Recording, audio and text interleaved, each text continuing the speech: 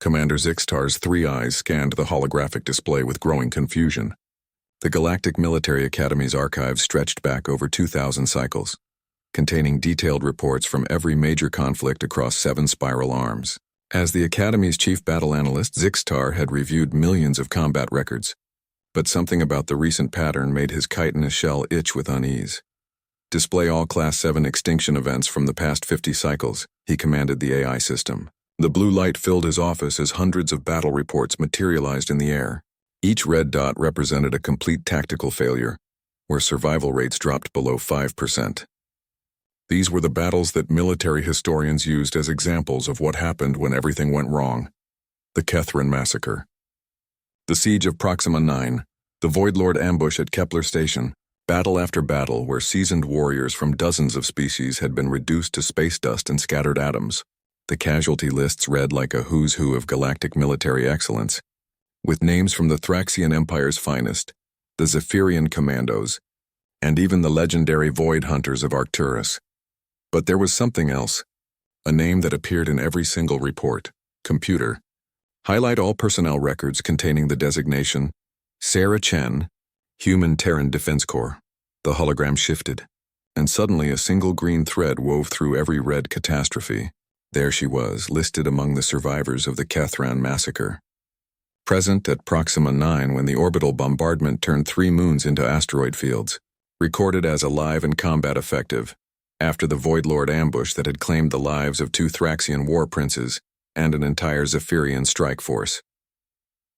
Zixtar's mandibles clicked nervously. In his 140 cycles of military analysis, he had never seen a pattern like this. Combat survival was largely a matter of chance, skill and luck, but the mathematical probability of one individual surviving 17 Class 7 extinction events was so small that the Academy's computers couldn't calculate it without using scientific notation. The office door chimed, and Admiral Vorthak entered without waiting for permission. The massive Saurian scales were already flushed with the deep purple that indicated serious concern. "You've seen it too," Zixtar said, not bothering with formal greetings. "The human pattern?" "Yes." Vorthak's voice rumbled like distant thunder. "The Council of Species has been asking questions. Some are calling it impossible. Others suggest she's working with enemy forces, feeding them intelligence in exchange for her life." Zixtar's middle eye focused on the swirling data. "I've run every analysis algorithm in our database. Her tactical decisions show no signs of collaboration. If anything, her actions consistently minimized casualties among Allied forces during these events." "Show me Kepler Station," Vorthak commanded. The hologram shifted to display the battle that had ended the Third Spiral War. Kepler Station had been humanity's most advanced deep space outpost, positioned at the edge of the galaxy, where 3 major trade routes converged. When the Void Lords launched their surprise attack, they brought a fleet that should have been sufficient to destroy a dozen stations. The assault began at 0347 station time. Zixtar narrated as the tactical display showed red enemy ships swarming around the blue station marker. Initial defending force consisted of 237 personnel from 8 different species. Command structure collapsed within the first 10 minutes when Admiral Zorath and his staff were killed by directed energy weapons. The display showed the chaos of battle, with ship icons flickering and disappearing as the Void Lord attack overwhelmed the station's defenses. Escape pods launched in every direction, most of them immediately targeted and destroyed by enemy fighters. Sarah Chen was assigned to maintenance duties in Section C7 when the attack began, Zixtar continued.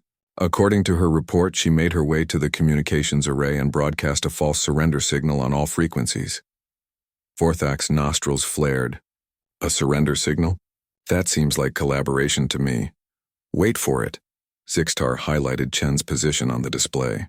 The surrender signal contained embedded tactical data that appeared to show the station's weapon systems and shield generators. The Void Lords adjusted their attack pattern to target these positions. The enemy fleet reorganized, focusing their fire on the locations specified in Chen's false data. But instead of hitting critical systems, their weapons struck empty storage compartments, redundant power conduits, and non-essential areas that had been deliberately marked as vital. She gave them fake intelligence, Vorthak realized. More than that, While they wasted time and ammunition attacking empty rooms, she used the station's maintenance tunnels to reach the primary communication array. From there, she sent real-time tactical updates to the evacuation ships, guiding them through safe corridors in the enemy formation. The display showed the escape routes Chen had identified, threading between Void Lord ships like needles through fabric. Of the 43 escape pods that launched during the battle, 31 reached safety by following her guidance. The final stage is what makes military historians nervous, Zixtar said. When the Void Lords realized they had been deceived, they sent boarding parties to capture whoever was sending the false data. Chen led them on a 3-hour chase through the station's ventilation system, before finally allowing herself to be cornered in the reactor core chamber. Vorthak leaned forward. She had a plan. She had rigged the reactor's cooling system to fail if tampered with. The Void Lords faced a choice: capture one human and risk losing their entire fleet to a reactor explosion, or retreat and accept their losses. They chose retreat. The hologram faded, leaving both officers in the soft blue glow of the Academy's ambient lighting. For a long moment, neither spoke. 17 times, Vorthak said finally. 17 extinction-level events, and she finds a way to turn tactical disasters into strategic victories. Zixtar nodded slowly. The other species are starting to ask questions about human military doctrine. They want to know if this kind of survival instinct is common among Terrans, or if Sarah Chen represents something unique. And what do our analyses suggest? That's what worries me, Admiral. Every psychological profile, every combat assessment, every tactical evaluation suggests that Sarah Chen is a perfectly ordinary human. Average reflexes, standard intelligence scores, no unusual physical capabilities. By every metric we use to evaluate military personnel, she should have died in the first battle. Admiral Vorthak's scales shifted to a darker shade of purple. Then either our metrics are wrong, or we don't understand humans as well as we thought we did. Outside the Academy's massive viewport, the stars of the galaxy turned in their ancient patterns, unchanged by the wars and battles that raged among the species that called the Void home. But somewhere in that vast darkness, Sarah Chen continued to serve in the Terran Defense Corps, and the pattern of her impossible survival continued to grow. The Kethran massacre had started like any other routine patrol mission. Sarah Chen adjusted her helmet's communication array as the mixed species strike team prepared to investigate reports of pirate activity in the Outer Veil sector. The mission briefing had been simple: locate and disable a small raiding fleet that had been harassing supply convoys along the trade routes. Captain Vorthesh, a veteran Thraxian warrior whose battle scars told stories of 3 decades of combat, led the 12-person team aboard the reconnaissance vessel Starfire's Edge.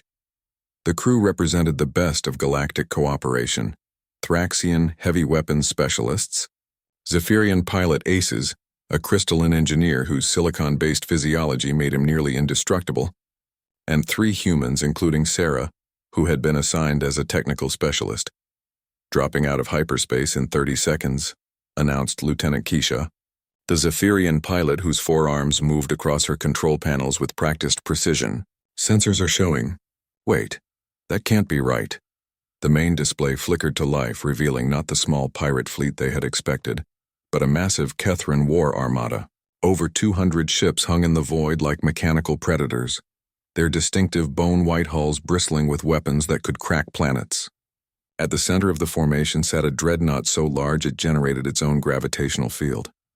"All stop," Captain Vorthesh commanded, his voice steady despite the obvious trap. "Kusha, prepare for immediate jump to hyperspace." "I can't, sir," the pilot replied, her normally blue skin fading to pale gray. "They've activated some kind of interdiction field. Our hyperdrive is completely dead." Sarah felt her stomach drop as she understood their situation. The Kethran Empire had been at peace with the Galactic Alliance for over 10 years, but that apparently meant nothing now. The reconnaissance mission had become a first contact scenario with a hostile force that outnumbered them, 200 to 1. "Sir," reported Sergeant Thane, the other human aboard, "we're receiving multiple targeting locks. Estimate 30 seconds before they open fire." Captain Vorthesh's mandibles clicked rapidly, the Thraxian equivalent of thinking under pressure. "Options? None that involve survival," Keisha answered honestly. "Even at maximum burn, we can't outrun their interceptors without hyperdrive." Sarah watched the tactical display as red targeting indicators multiplied around their ship. In 30 seconds, the Starfire's edge would become expanding plasma and scattered debris. The Academy would add 12 more names to the casualty lists, and the Kethran attack on Alliance territory would begin with no warning to the inner worlds. "Sir," Sarah said quietly, "permission to try something stupid." Vorthesh turned all 6 eyes toward her. "Elaborate, Specialist Chen. The Kethran build their ships using organic computing systems, right? Living neural networks grown from modified brain tissue?"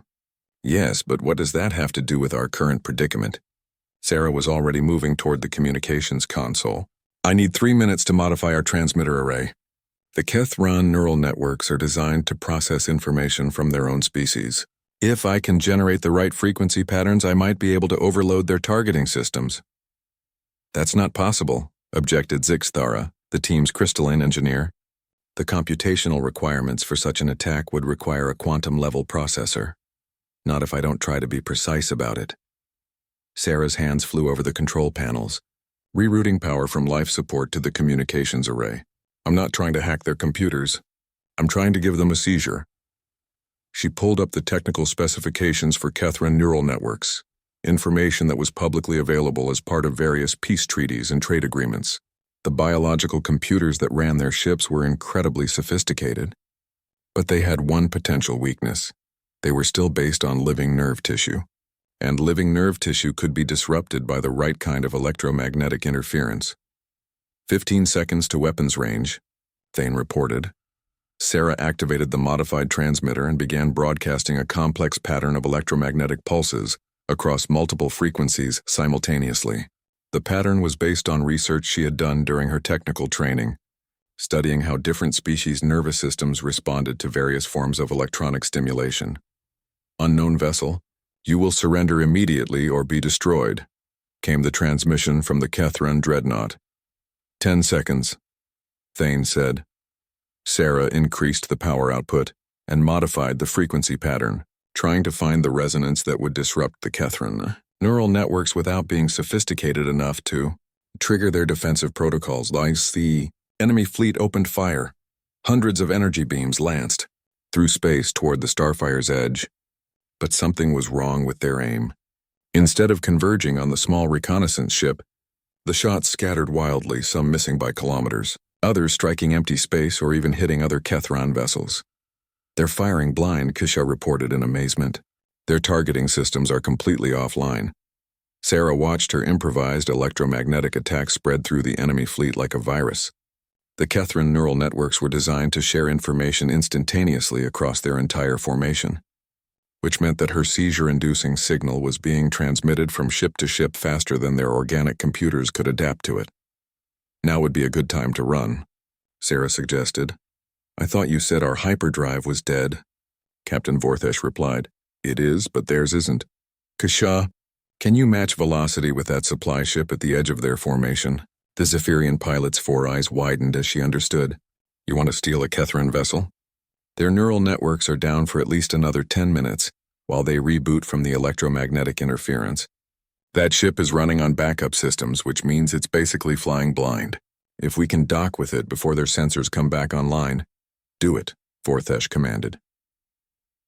The Starfire's edge accelerated toward the disabled Kethran supply vessel, using the chaos of the scattered enemy fire as cover. The electromagnetic pulses had created a perfect storm of confusion throughout the enemy fleet, with ships firing at their own shadows and communication networks overloaded with error signals. They reached the supply ship just as Sarah's interference began to weaken. Kasha performed a perfect combat docking, linking their ship to the Kethran vessel's maintenance port with the precision that made Zephyrians legendary pilots. "Boarding party, now," Vorthesh ordered. The team moved through the airlock into a ship designed for beings twice their size. The Kethran crew, still recovering from the neural network disruption, offered minimal resistance. Within minutes, they had control of the vessel's bridge. "Their hyperdrive is intact," reported Zixthara from the engineering station. "I can adapt our navigation systems to their technology. Do it." Keisha plot a course for Alliance space, maximum speed, as they jumped to hyperspace, leaving the confused Kethran fleet behind. Captain Vorthesh approached Sarah at the communication station.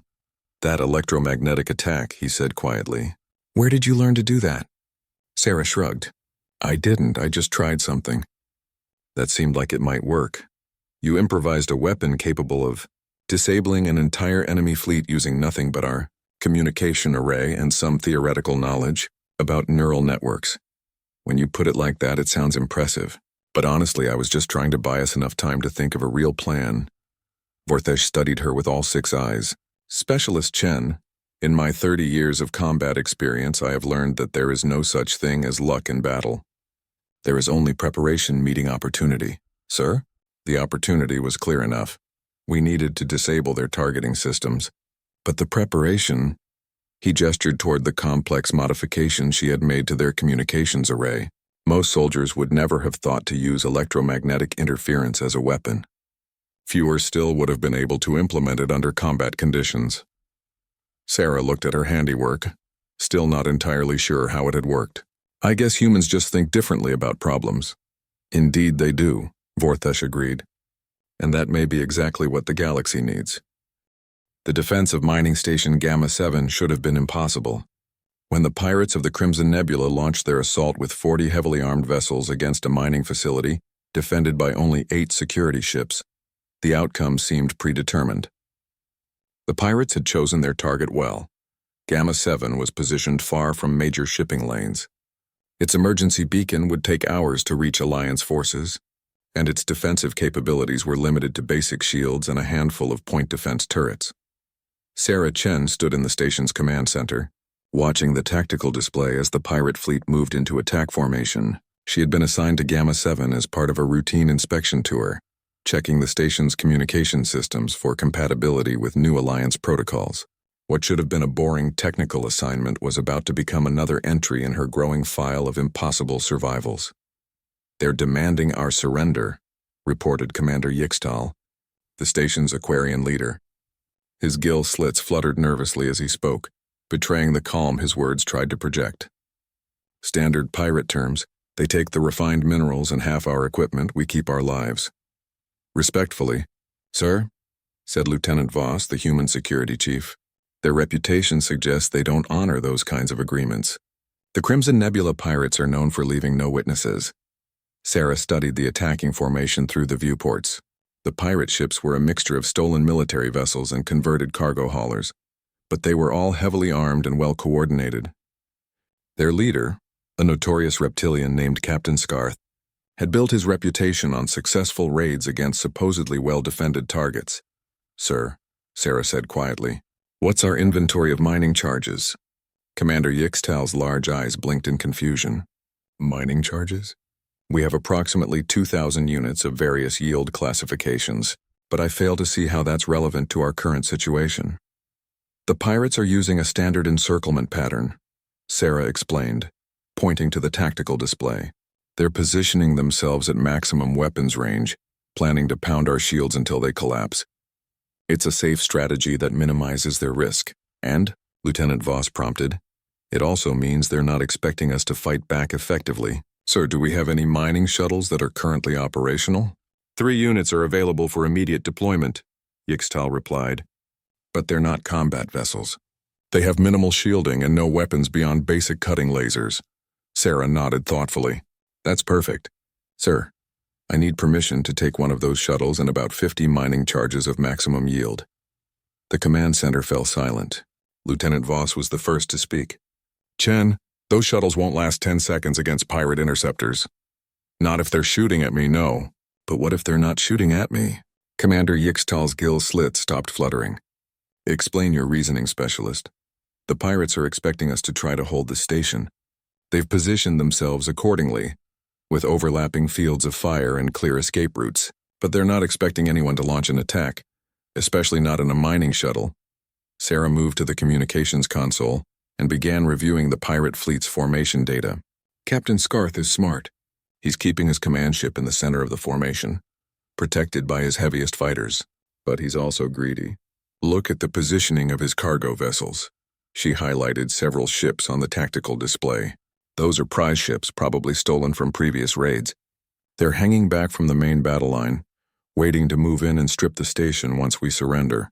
They're lightly defended because Scarth doesn't expect them to be threatened. You want to attack the cargo ships, Lieutenant Voss realized. I want to make it look like I'm running away in panic, accidentally stumble into their cargo formation, and then detonate enough mining charges to turn their prize fleet into an expanding cloud of debris. Commander Yixtal's gills fluttered again, but this time with something that might have been amusement. That seems like an extremely dangerous plan with very little chance of success. Yes, sir.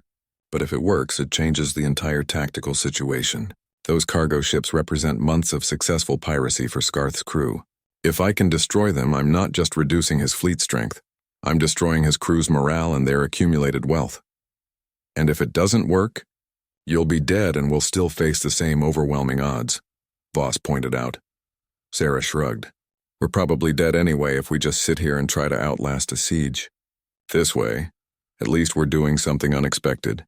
The station shuddered as the first pirate energy beams struck their shields. Red warning indicators began flashing across the command center's displays. Shields at 80%, reported the engineering station. At this rate of bombardment, we have maybe 20 minutes before complete failure. Commander Yixtal made a decision. Specialist Chen, you have permission to attempt your plan. Lieutenant Voss, prepare the mining shuttle and charges according to her specifications. Sir, I should point out that I've never actually piloted a mining shuttle in combat conditions, Sarah admitted as she headed toward the shuttle bay. Or any conditions, really. Your piloting skills are not what concerns me, Yixtal replied. It's your apparent talent for turning hopeless situations into tactical advantages. The mining shuttle prospector's dream was exactly as unimpressive as Sarah had expected. It was basically a flying toolbox with engines, designed for short-range operations in asteroid fields. Its only advantages were heavy radiation, shielding, and powerful maneuvering thrusters that would let it navigate through debris fields. She loaded 50 maximum yield mining charges into the shuttle's cargo bay, along with a simple remote detonator that she could trigger from the cockpit. The plan was straightforward in concept, but terrifying in execution. Fly directly toward the pirate formation as if making a panicked escape attempt. Get close enough to the cargo ships to ensure the mining charges would cause maximum damage, and then trigger the detonation before the pirates realized what was happening. Prospector's dream.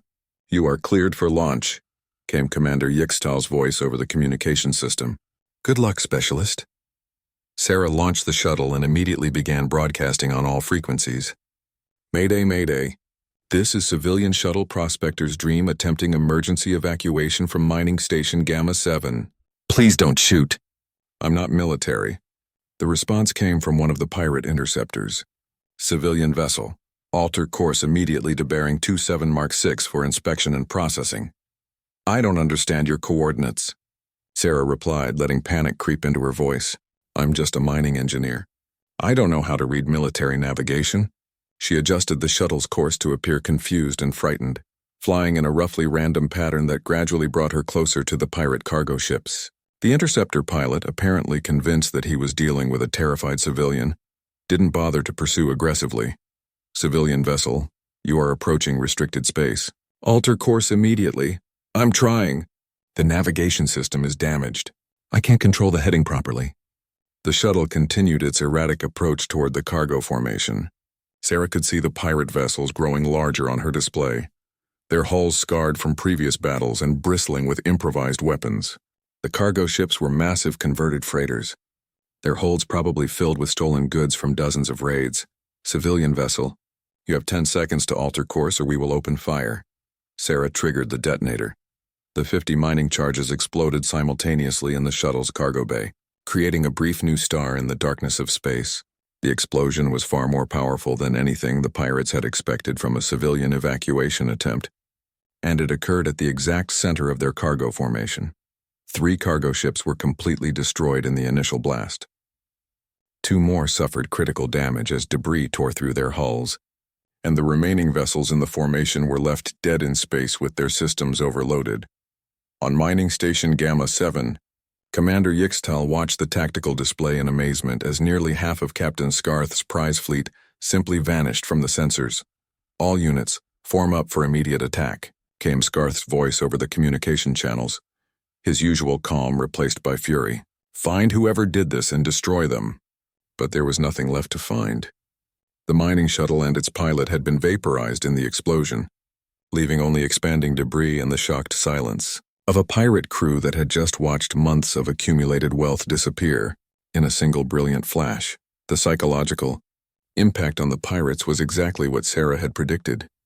Instead of continuing their methodical siege of the mining station, they broke formation and began searching frantically for other hidden threats. The coordinated attack became a chaotic scramble, and by the time Alliance reinforcements arrived 3 hours later, Captain Scarth's fleet had scattered to the four winds. In her final report, Commander Yixtal wrote, "Specialist Sarah Chen's sacrifice saved both the station and its crew through an act of tactical brilliance that turned certain defeat into unexpected victory." What the report didn't mention was that the Alliance reinforcements had detected an escape pod's emergency beacon approximately 1 hour after the explosion, broadcasting from a position just outside the blast radius. The Galactic Strategy Council convened in the crystalline chambers beneath Arcturus Prime, where representatives from 12 major species gathered to discuss matters of mutual defense. The chamber itself was a marvel of engineering, with walls that could display tactical information in formats suited to each species' unique visual capabilities. What brought them together today, however, was not a new threat to galactic peace but a single human whose combat record had begun to defy statistical analysis. High Commander Zephyr of the Avian Hegemony was the first to speak, her feathered crest rising in a display of agitation. "We cannot continue to ignore the pattern. In 43 major engagements over the past 18 months, this human has achieved tactical outcomes that our best military theorists classify as impossible." "Define impossible," rumbled General Korthax, the massive saurian whose species had dominated galactic warfare for over a millennium. "I have reviewed the reports. She displays tactical innovation, nothing more." Supreme Strategist Velnara of the Crystalline Confederation pulsed with soft blue light, her silicon-based form shimmering as she processed data at quantum speeds. "The mathematical analysis disagrees with your assessment, General. When we examine her tactical decisions using standard probability matrices, the success rate suggests either impossibly accurate precognition or access to intelligence data that we cannot identify." The chamber's central display activated, showing a three-dimensional representation of the Battle of Taurus Gate, where a small Alliance convoy had been ambushed by void hunters using a new type of cloaking technology. According to all tactical analysis, the convoy should have been completely destroyed within the first 10 minutes of engagement. "Observe the humans' initial response," Velnara continued. "When the first cloaked ships opened fire, most personnel followed standard protocol: emergency evasion, distress signals, and defensive positioning. The human ignored all established procedures. The display showed Sarah Chen's actions in glowing yellow tracers. Instead of seeking cover when the invisible attackers struck, she had moved to the convoy's sensor array and begun broadcasting random electromagnetic pulses across multiple frequencies. Her explanation for this behavior was that she wanted to see if anything interesting happened," quoted Admiral Titharos of the Aquarian Fleet. "That is not tactical thinking. That is the behavior of someone who does not understand the situation." "And yet," Zephyr pointed out, "her random electromagnetic pulses interfered with the Void Hunter cloaking systems, revealing their positions to the convoy's gunners. 17 enemy ships were destroyed, and the convoy reached safety with minimal casualties." General Korthax snorted, a sound like distant thunder. "Luck. Even broken chronometers are correct twice per cycle." "Then explain the siege of Omega Station," challenged Velnara. The display shifted to show a massive space station surrounded by enemy forces. The Crimson Fleet deployed a gravity weapon that was pulling the station out of orbit. Standard evacuation procedures called for immediate abandonment of the facility. The humans suggested that they accelerate the process. The tactical display showed Sarah's recommendation: instead of fighting the gravity weapon, use the station's maneuvering thrusters to increase their orbital decay, sending the station falling directly toward the planet below. This should have resulted in the complete destruction of the station and all personnel aboard, noted Admiral Titharos. Yet her calculations were precise. The station's hull breakup in the atmosphere created a debris field that destroyed the Crimson Fleet's gravity weapon and most of their escort ships. The crew evacuated safely in escape pods protected by the debris cloud. Acceptable losses, growled Korthax. Any competent commander weighs survival against strategic value. But how did she know the hull breakup pattern would provide adequate protection for the escape pods? Pressed Zephyr. The metallurgy calculations alone would require a quantum computer. Supreme Strategist Velnara pulsed brighter as she accessed deeper data files. This brings us to the core of the anomaly. In every engagement, the human displays knowledge or instincts that should be beyond her training and experience. She consistently makes tactical decisions that prove correct, despite having access to incomplete information. The chamber fell silent as the representatives considered this. Each species had their own approach to warfare, refined over thousands of years of evolution and conflict. The Saurians relied on overwhelming force and rigid hierarchical command structures. The Avians favored speed and precision strikes. The Aquarians used flowing, adaptive tactics that could change like ocean currents. Each approach was logical, tested, and effective. But Sarah Chen's methods seemed to ignore all established tactical doctrine. Perhaps, suggested Commander Yixtal, the Aquarian observer who had witnessed several of Chen's battles firsthand, we are analyzing this incorrectly. We assume that effective tactics must follow logical patterns that can be quantified and predicted. But what if human tactical thinking operates on different principles? Explain, commanded General Korthax. I have observed humans in combat situations, Yixtal continued. They do not think like we do. When faced with a tactical problem, most species analyze the available data, consider historical precedents, and select the option with the highest probability of success. Humans appear to improvise.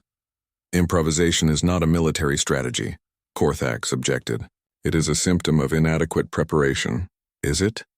Velnara's crystalline form shifted to a deeper blue. I have been analyzing human cultural databases. Their literature contains a concept called thinking outside the box. They seem to value solutions that ignore conventional limitations.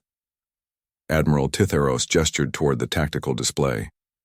Show us the mining station Gamma 7 incident again. The display recreated Sarah's shuttle attack on the pirate cargo fleet. The assembled commanders watched as she loaded her ship with mining explosives and flew directly into the enemy formation. No rational military mind would consider this a viable tactic, observed Zephyr. The probability of successfully reaching the target was less than 8%. The probability of survival was essentially zero. But the psychological impact on the enemy was devastating, noted Yixtal. The pirates lost not only ships but morale. They retreated from a battle they should have won easily.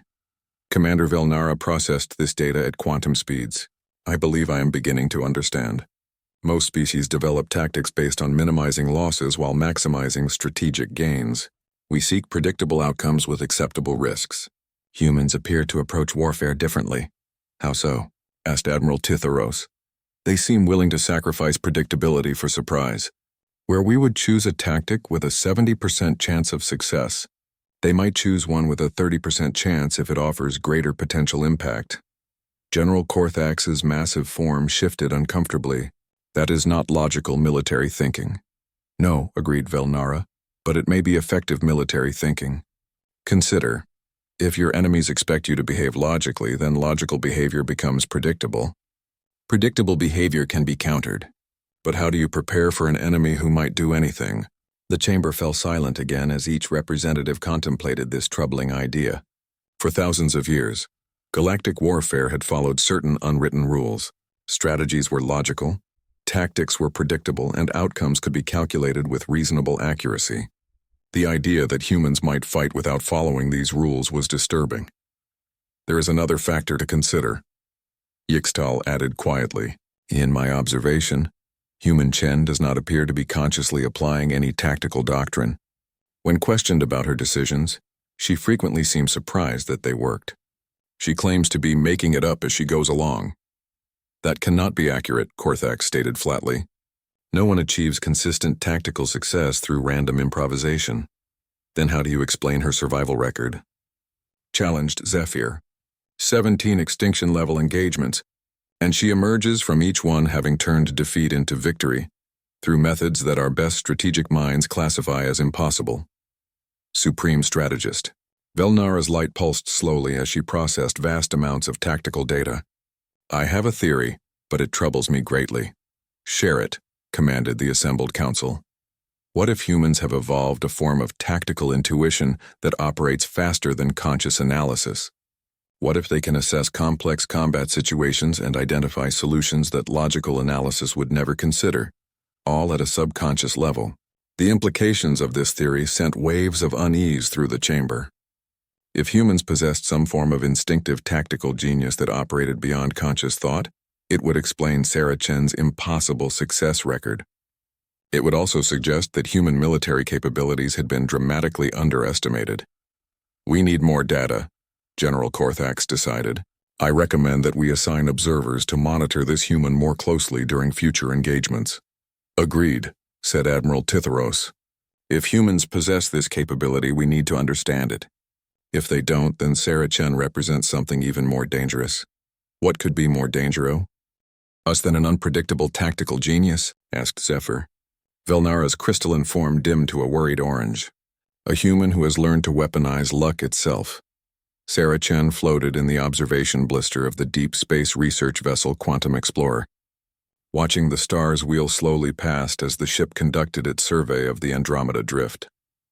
It was supposed to be a peaceful mission, 3 months of cataloging stellar phenomena in an unexplored region of space, with minimal risk and maximum opportunity for scientific discovery. She had volunteered for the assignment partly because she needed a break from combat situations, but mostly because her growing reputation was making other personnel nervous.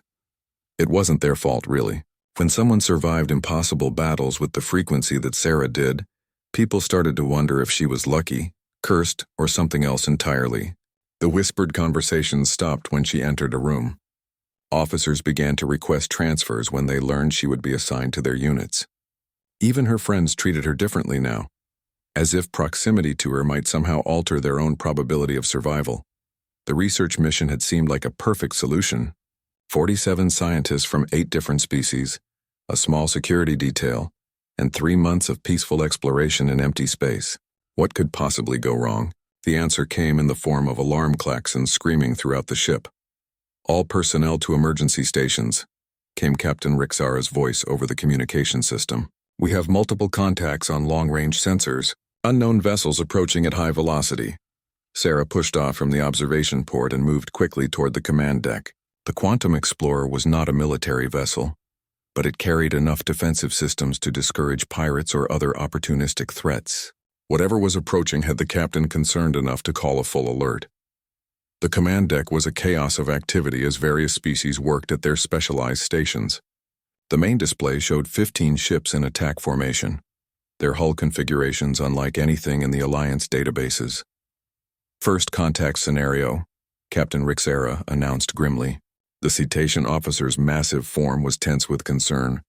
Unknown species, unknown capabilities, unknown intentions. They are not responding to our standard greeting protocols. Sarah studied the approaching ships on the tactical display.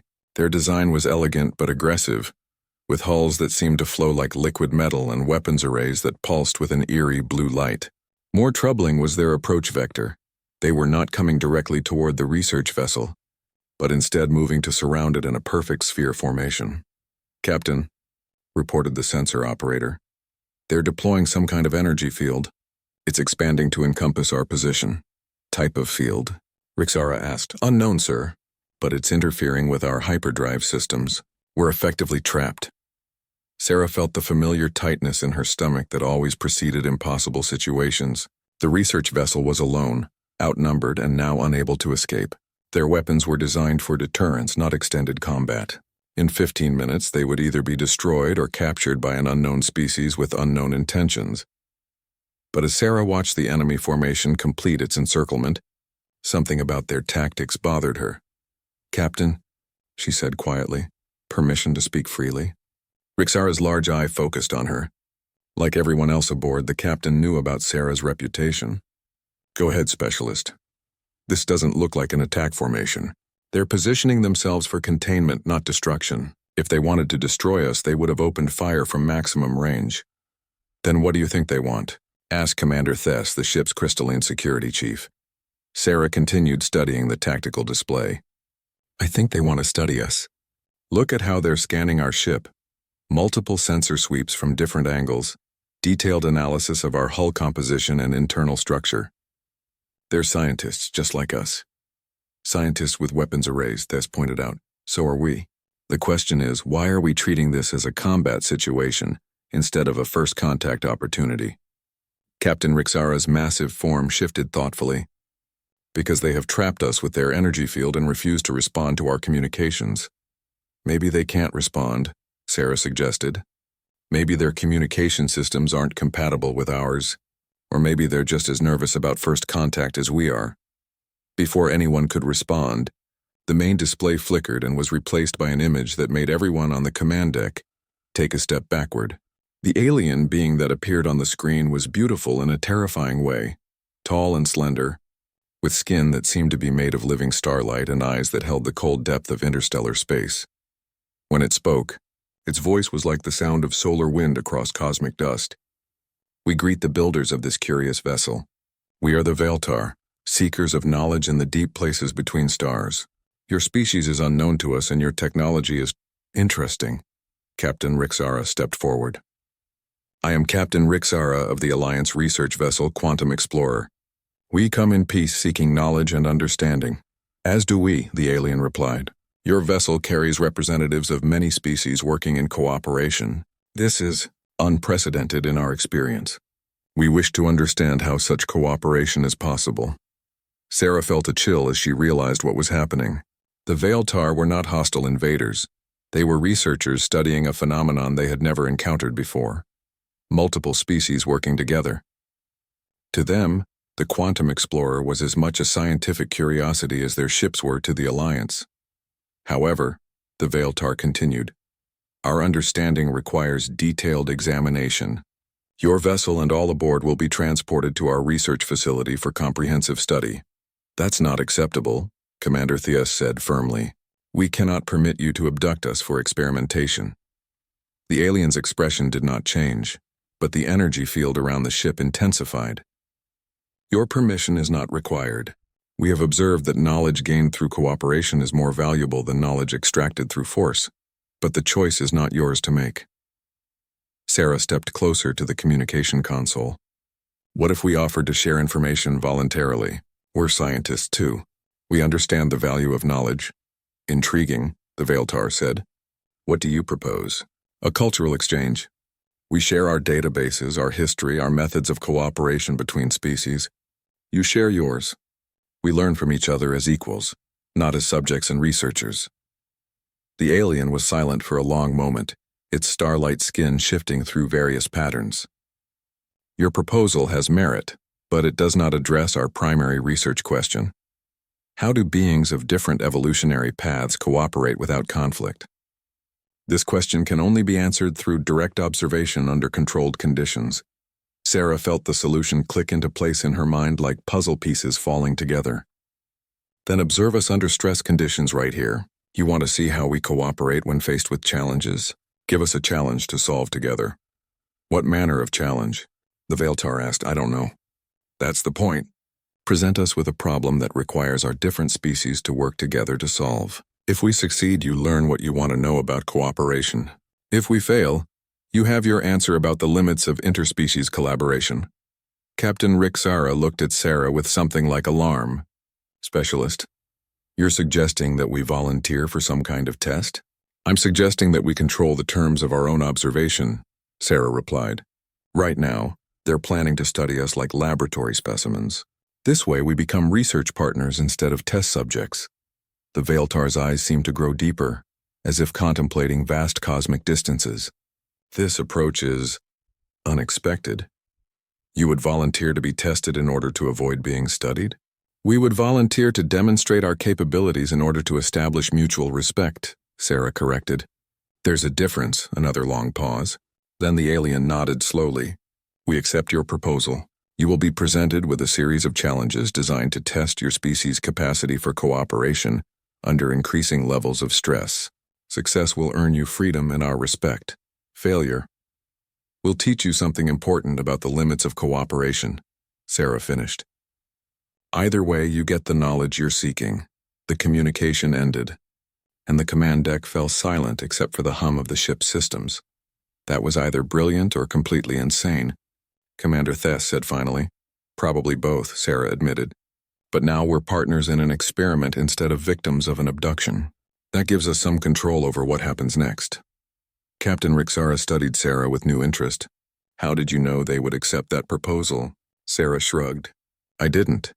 But I figured that anyone curious enough to travel between stars just to study how different species cooperate would be interested in trying a new approach to research. And if you had been wrong, then we'd be on our way to their research facility right now, and we'd be solving this problem from a much worse position. The captain nodded slowly. Indeed. Well, Specialist Chen, it appears that once again you have turned a potential disaster into an opportunity. Let's hope this particular opportunity doesn't get us all killed. Outside the viewports, the Veiltar ships maintained their formation, no longer predators circling prey but colleagues preparing to conduct a fascinating experiment in the nature of cooperation itself.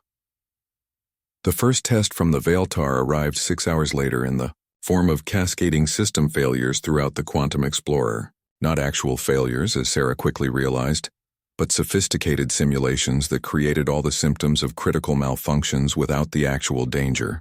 The life support systems showed as failing, the reactor displayed dangerous instabilities, and the navigation computers reported that they were drifting toward a stellar anomaly.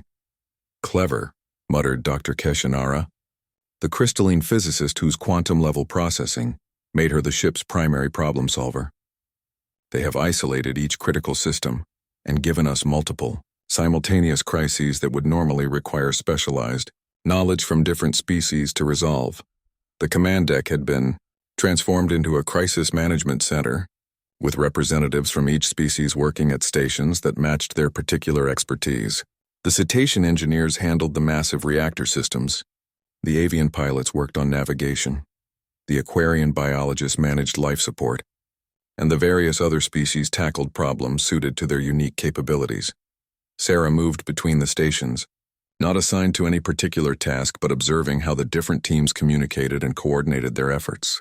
What she saw both impressed and worried her. Dr. Yenth, she called to the Thraxian reactor specialist. Your stabilization sequence is working, but it's pulling power from the navigation systems that Lieutenant Kavess needs for stellar positioning.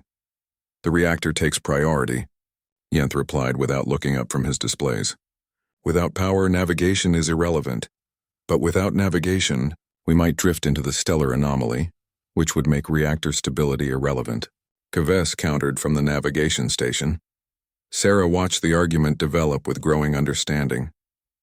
Each species was approaching the crisis from their own perspective, applying their specialized knowledge to their assigned problems. But they were thinking in isolation, not as parts of a unified system. Captain, Sarah said, moving to Rixara's command station, permission to try something. At this point, Specialist, I am open to any suggestions. Sarah activated the ship's general communication system. All teams, this is Chen. I need everyone to stop working on their individual problems for 60 seconds and listen. The various specialists looked up from their stations with expressions ranging from confusion to irritation. The Veiltar aren't testing our technical abilities, Sarah continued. They're testing how we think together as a group. Right now we're solving problems like separate species working on the same ship. We need to solve them like one crew working together. Explain, commanded Dr. Keshinara. Dr. Yenth, your reactor stabilization is pulling power from navigation. Instead of treating that as a resource conflict, what if it's part of the solution? Lieutenant Kavess, can you use the power fluctuations from the stabilization sequence to create a navigation pulse that maps the stellar anomaly? Kavess's 4 eyes widened as she understood. The power fluctuations would create electromagnetic pulses that could reveal the anomaly's structure. Instead of fighting the power drain, I could use it as a sensor tool. Exactly. And Dr. Nixara, the life support system is showing oxygen depletion in sections 4 through 7. But those are the same sections where Dr. Zeftal is reporting atmospheric pressure issues. Instead of treating them as separate problems, they're the same problem, Dr. Nixara realized. Atmospheric leakage that's creating both oxygen loss and pressure variance. If we coordinate our responses, we can solve both issues with half the resources, Dr. Zeftal finished. Sarah nodded and moved to the central display. Every problem we're facing is connected to every other problem.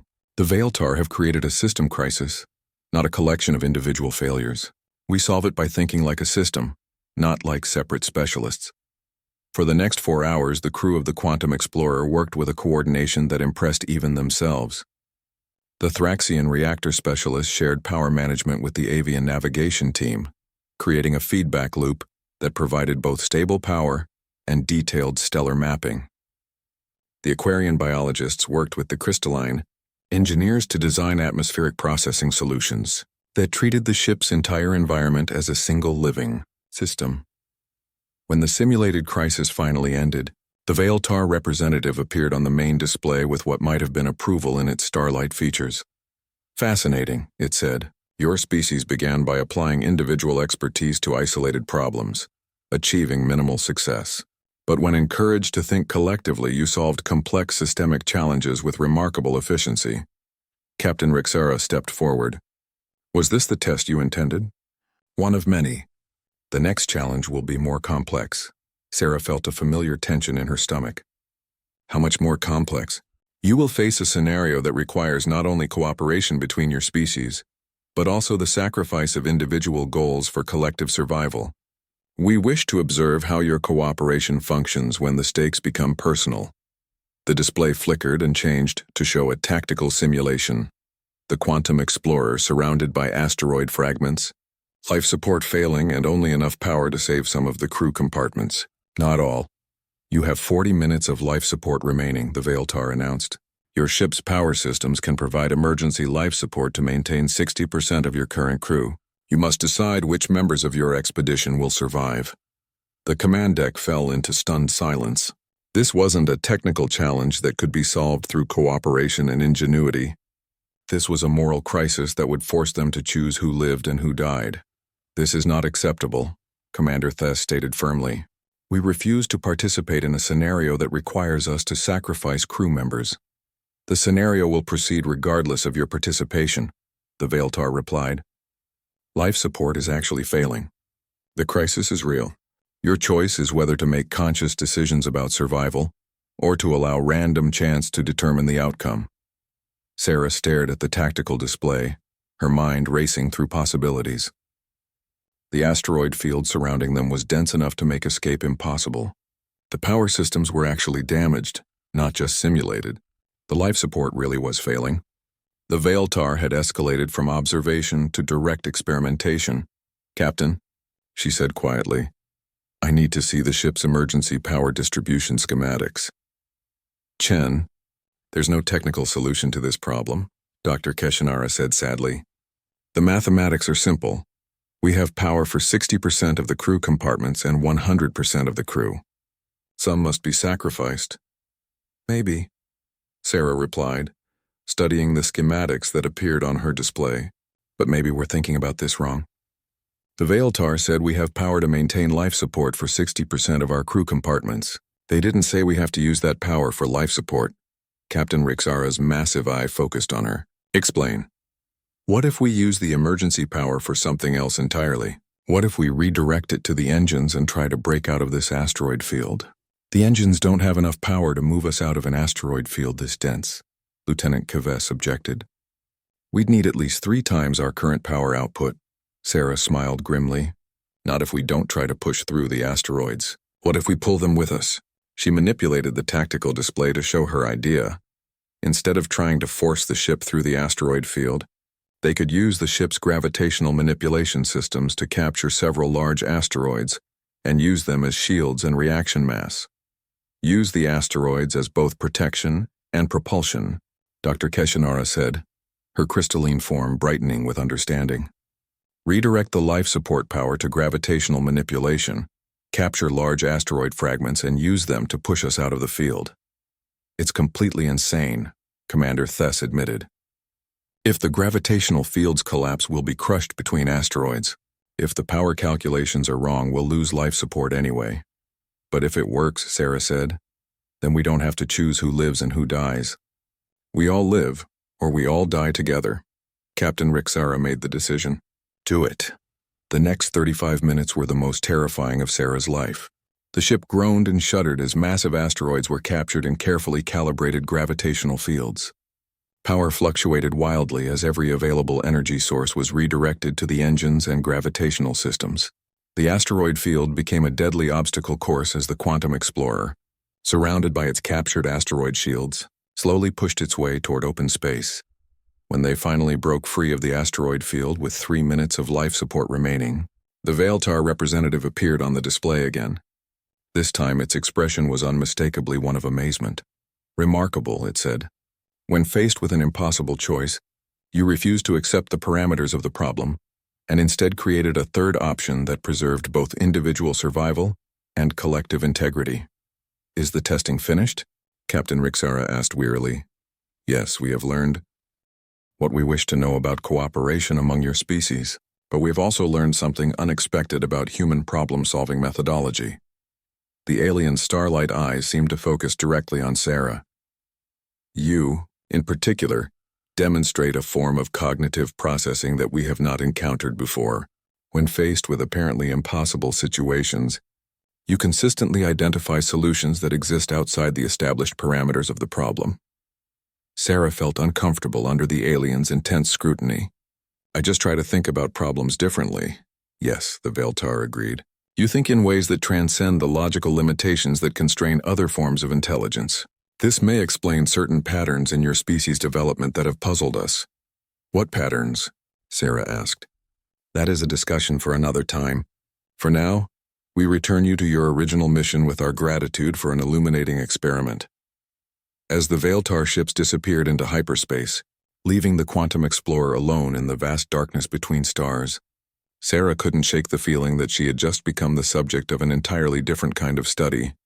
Admiral Sarah Chen stood in the observation lounge of the Alliance flagship Harmony, watching the stars of the galactic core slowly rotate past the massive viewports. 3 years had passed since her encounter with the Veiltar. 3 years during which her reputation had grown from statistical anomaly to galactic legend. She wore the insignia of a fleet admiral now, though she still felt like the maintenance technician who had once improvised her way out of impossible situations. The door chimed, and she turned to see a delegation she had been expecting but dreading. Commander Zixtar, Admiral Vorthak, and Supreme Strategist Velnara of the Crystalline Confederation. Behind them came representatives from 8 other major species, their expressions serious and their questions undoubtedly uncomfortable. "Admiral Chen," Zixtar began formally, "thank you for agreeing to this meeting." "I figured it was time," Sarah replied, gesturing for them to take seats around the observation lounge's conference table. "You've been studying my combat record for long enough to have some pretty interesting theories." Velnara's crystalline form pulsed with soft blue light. "Our analysis has revealed patterns that challenge our fundamental understanding of tactical decision-making. Over the past 5 years, you have survived 23 extinction-level combat scenarios.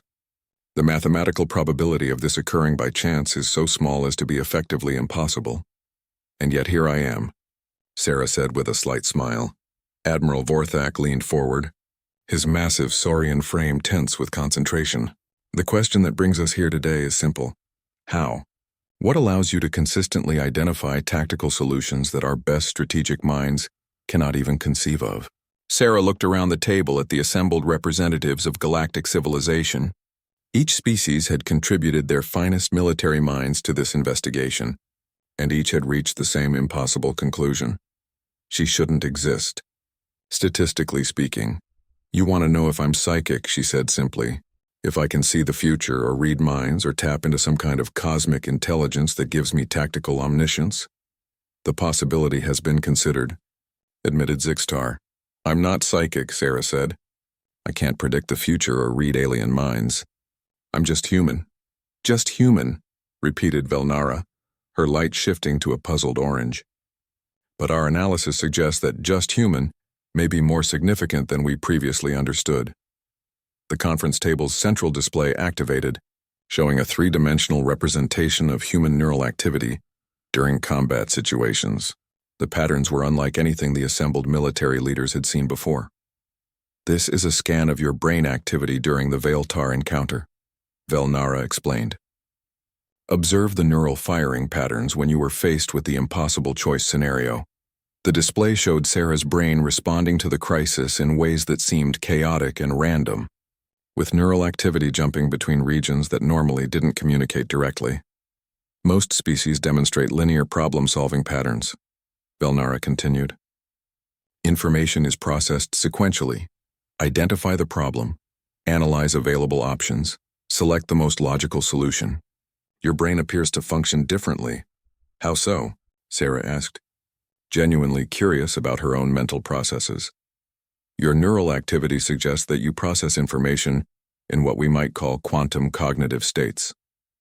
Instead of analyzing problems sequentially, your mind appears to simultaneously consider multiple impossible solutions until one becomes viable. Commander Zixtar activated another display. We have discovered similar patterns in other humans, though none as pronounced as yours. It appears that human cognitive evolution has produced a form of non-linear problem-solving that operates outside logical constraints. Sarah frowned. You're saying humans think illogically? Not illogically, Admiral Vorthak corrected. Metallogically, your species appears capable of reasoning beyond the logical frameworks that constrain other forms of intelligence. The implications of this statement hung in the air, like a challenge to everything the galaxy thought it knew about intelligence and warfare. Let me give you a specific example, Belnara said, switching to a recording of the Kepler station battle. When faced with the Void Lord attack, you broadcast false surrender information that led the enemy to waste ammunition on empty targets. No logical analysis of the situation would have suggested this as a viable tactic. Why not? Sarah asked. Because the probability of success was too low to justify the risk. Any rational military mind would have focused on evacuation procedures or direct defensive measures. Sarah studied the tactical replay thoughtfully. But evacuation and defense were failing. Sometimes you have to try something that probably won't work because everything that definitely won't work is even worse. Exactly, Zixtar said with excitement. You consistently choose low-probability tactics that become high-impact successes. It's as if you can see tactical possibilities that don't exist until you create them. Admiral Vorthak's scales shifted to a deep purple. This brings us to the real reason for this meeting. Admiral Chen, we need to understand whether this capability is unique to you, or if it represents a broader human potential. Sarah felt a chill as she understood where this conversation was heading. You want to know if all humans fight like I do? We need to know, Belnara said simply. Because if they do, it changes everything about galactic military doctrine. It means that human tactical thinking operates on principles that we don't understand and can't predict. And that terrifies you, Sarah realized. Yes, Admiral Vorthak admitted bluntly. For thousands of years, galactic warfare has followed certain predictable patterns. We understand how different species think, how they approach tactical problems, how they respond to various stimuli. But if humans can consistently transcend logical tactical constraints, then you can't predict what we'll do in a conflict. Sarah finished. The conference room fell silent except for the subtle hum of the ship's systems. Outside the viewports, the stars continued their ancient dance, unchanged by the concerns of the small organic beings who tried to make sense of their place in the universe. There's something else, Zixtar said quietly. The Veiltar have been sharing their observations with us. They've encountered hundreds of species across multiple galaxies, but they've never seen cognitive patterns like yours. They believe that human consciousness may represent a form of evolutionary breakthrough. A breakthrough toward what? Sarah asked. Unknown, Belnara replied. But they theorize that your species may be developing beyond the limitations that constrain other forms of intelligence. Your ability to solve impossible problems may be the first manifestation of capabilities that we can't even imagine yet. Sarah stood and walked to the viewports, looking out at the vast star field beyond. Somewhere in that darkness were worlds full of species who had been fighting wars according to logical principles for thousands of years. And now they were learning that humans might fight according to no principles at all. You want to know what really happens when I face an impossible situation? She said without turning around. I don't analyze probabilities or calculate optimal outcomes. I just look for something that might work even if it shouldn't, especially if it shouldn't. Why? Asked Admiral Vorthak. Sarah turned back to face the assembled military leaders. Because in my experience, the impossible things are usually the only ones that nobody's prepared for. If everyone expects you to do the logical thing, then doing the illogical thing gives you an advantage. But how do you know which illogical thing to try? Pressed Zixtar. Sarah shrugged. I don't know. I just try things until something works. The silence that followed this admission was deafening. The finest military minds in the galaxy had spent years analyzing Sarah's tactics, seeking complex explanations for her impossible successes. And her answer was that she simply tried random things until something worked. That should not be an effective military strategy, Velnara said finally. No, Sarah agreed. It really shouldn't. But here's the thing about impossible situations. Impossible solutions are sometimes the only ones that work. Admiral Vorthak's massive form shifted uncomfortably. Admiral Chen, we need to ask, are there others like you among the human military? Sarah considered this question carefully. Every human I've ever served with has found ways to surprise me. We might not all think the same way, but we all seem to think differently. Differently how? We don't accept that problems are impossible just because the solutions don't make sense. We try anyway, and sometimes we succeed anyway. Commander Zixtar exchanged glances with his colleagues. This information will need to be shared with the Galactic Defense Council. I figured as much, Sarah said. What are you going to tell them? The truth, Velnara replied. That humanity possesses tactical capabilities that transcend conventional military logic. That human combat thinking operates according to principles we don't understand. And that this makes your species either the greatest potential ally or the greatest potential threat that the galaxy has ever encountered. Sarah nodded slowly. And which do you think we are? Admiral Vorthak stood and moved to the viewport, his reflection ghost-like against the starfield. That, Admiral Chen, may depend entirely on what humans choose to do with capabilities that even they don't fully understand. As the delegation filed out of the observation lounge, leaving Sarah alone with the stars, she couldn't help but smile. They had spent years trying to understand her impossible survival pattern, and they had finally found their answer. She survived because humans were impossible. The question now was what the galaxy would do with that knowledge.